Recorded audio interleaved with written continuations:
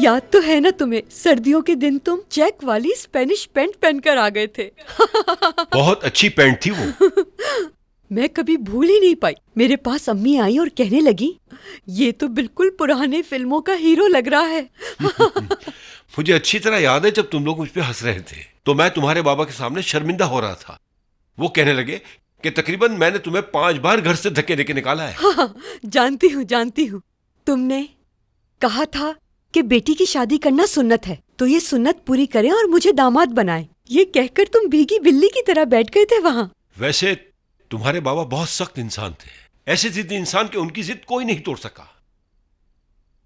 पता है, उस दिन भी मुझे घर से निकाला और मुझे हंसते हुए कहने लगे, तुम्हारे पास तो कोई डिग्री भी नहीं, तुम क्या शादी करोगे मेरी बेटी से।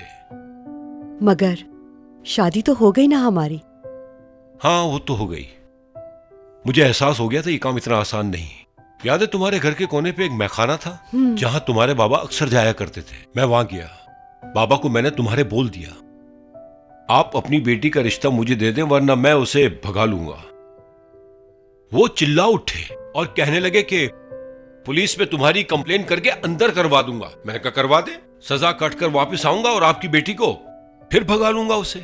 और मुझे घूरा और मुझसे कहने लगे, मेरी जगह आके सोचो, क्या ऐसे आदमी को अपनी बेटी का हाथ दे देते हैं? मैं इस बारे में कुछ भी नहीं जानती हूँ। मेरा जवाब था कि मेरी बेटी प्यार करती तो मैं दे देता। मैं ये बात नहीं भुला सकती। उन लोगों ने बंद कर दिया था कमरे में मुझे, और हर वक्त मैं एक ही बात सोचती रहती थी कि मैं यहाँ से कैसे बाहर निकल सकूंगी। फिर मेरी आंख लग गई और मैंने ख्वाब में देखा कि तुम कमरे में आए। और फिर उसके बाद, हाँ, मेरे नाना भी मेरे ख्वाब में आए थे और नाना ने मुझसे कहा, शैला, इसका हाथ हमेशा थामे रखना, ये तुम्हारा साथ नहीं छोड़ेगा। और फिर मेरा हाथ तुम्हारे हाथ में दे दिया। जब मैं सुबह उठी तो मैंने तुमसे शादी का फैसला कर लिया।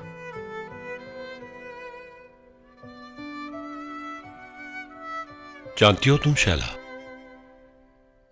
हमने इस रिश्ते का क्या किया?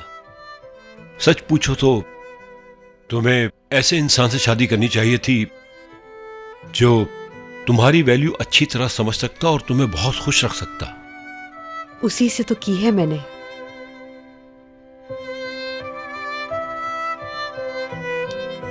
मैं तुमसे कभी भी अलग नहीं होऊंगा।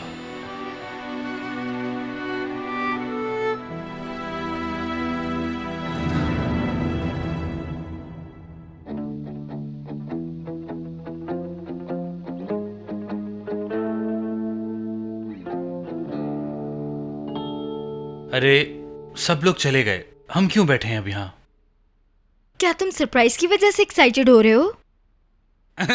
वैसे तो यहाँ बैठे हुए बहुत अच्छा लग रहा है। रोज रोज ऐसे गेट टुगेदर थोड़ी होते हैं। अरे हाँ, हम लोग एक काम करते हैं कि यहीं बैठे रहते हैं, सुबह तक कहीं नहीं जाते। अरे तुम पागल हो गई हो, रात के 2 बज रहे हैं, हम लेट हो रहे हैं। तो होने दो, उनको अकेला कैसे छोड़ दूं?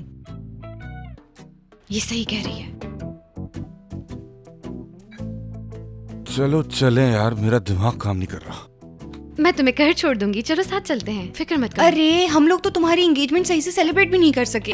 अरे भाई, करेंगे ना, परेशान क्यों हो रही हो? वो इस एक बार होश में आ जाए तो फिर जरूर करेंगे। हो सकता है रिजॉर्ट बुक करा लें 40 दिन के लिए, ठीक है? तो क्या ख्याल है सिमी, इसके बारे में फिर सुबह बात करते हैं। चलो सही है, चलते हैं।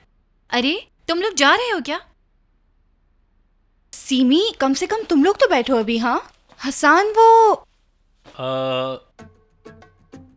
अच्छा ऐसा करते हैं कि कुछ अच्छा सा म्यूजिक लगाते हैं, थोड़ा डांस करते हैं, पार्टी अभी खत्म नहीं हुई है। म्यूजिक का आइडिया बिल्कुल अच्छा नहीं है क्योंकि एक बीमार औरत रहती है ऊपर, म्यूजिक से परेशान हो जाएंगी। तो इस तरह ये है रहमदिल शहजादी और मैं माहौल खराब करने वाली शैतान। ठीक है, तो फिर नहीं चलाते हैं कोई म्यूजिक। कोई बात नहीं। हम लोग लेट हो रहे हैं इसलिए जा रहे हैं, संभाल लेना। माहिन थोड़ा सा आगे हो, बाहर जल्दी चलो ना। संभल के। शुक्रिया। हाँ, पकड़ा हुआ है मैंने इसे। थैंक यू, रास्ता दीजिए।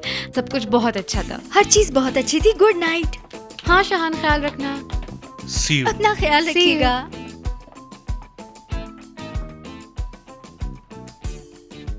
तुम चाहो तो थोड़ी देर और रुक जाओ, हम थोड़ी देर बैठते हैं। क्या डांस करना जरूरी है? नहीं, कोई जरूरी नहीं है, मैं बैठ जाती हूँ। आओ तुम लोग भी बैठो, कुछ बातें ही कर लेते हैं हम लोग। आओ ना रोजीना। मैं सोऊंगी जाके, थोड़ा थकी हुई हूँ। अरे हाँ, मुझे याद आया, तुम तो यहाँ सोफे पे सोती हो ना। चलो शाहान, हम जाके किचन में बात कर लेते अरे हैं। जब बेडरूम मौजूद है तो मैं यहाँ पर क्यों सोऊंगी लाउंज में? मैं जा रही हूँ। Good night. Good night.